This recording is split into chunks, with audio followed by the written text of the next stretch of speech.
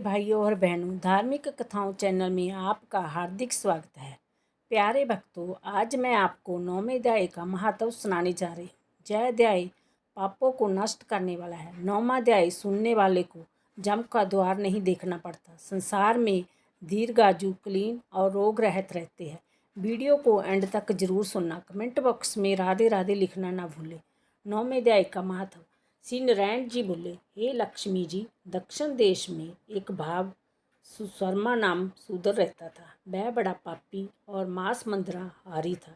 एक दिन मंदरा पीने से इसकी देह छूट गई और मरकर प्रेत बनकर एक वृक्ष पर बैठ गया। एक ब्राह्मण भी उसी नगर में रहता था। दिन को भिक्षा मांग पर स्त्री को ला देता था। स्त्री उसकी कलैनी थी।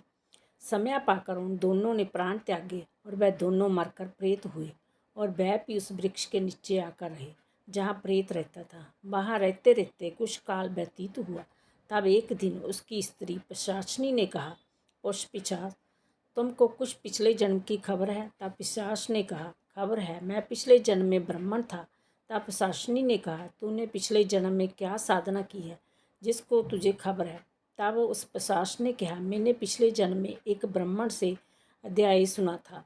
तब फिर पिशाचिनी ने कहा, तूने और कौन सी साधना की है तथा वह ब्राह्मण कौन था और अध्याय कर्म कौन सा है जिसके सुनने से तुझे पिछले जन्म की खबर है? पिशाच ने कहा, मैंने और कुछ पुण्य नहीं किया, केवल गीता जी का श्लोक श्रवण किया है। उसका प्रयोजन यह है कि एक समय अर्जुन ने श्री कृष्ण जी से 3 बातें पूछी थी जो गीता जी के 9वें अध्याय में लिखी है। वह तीनों बातें पिशाचिनी ने पिशाच से श्रवण करी। इन बातों के सुनते ही एक प्रेत उस वृक्ष से निकला। उसने कहा, अरे पिशाचिनी, यह तीनों बातें फिर से कहो जो भी सुना रही थी। पिशाचिनी ने कहा, तू कौन है? मैं तुझे नहीं जानती।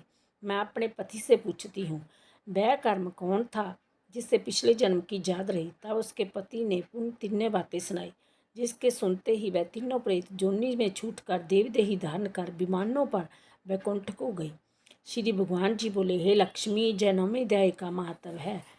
जय नौवें अध्याय से सुनने से करोड़ों पितरों का उद्धार हो जाता है। पितर स्वर्ग लोक में जाते हैं। प्यारे दोस्तों, यूट्यूब चैनल पर मेरा चैनल धार्मिक कथाएं लाइक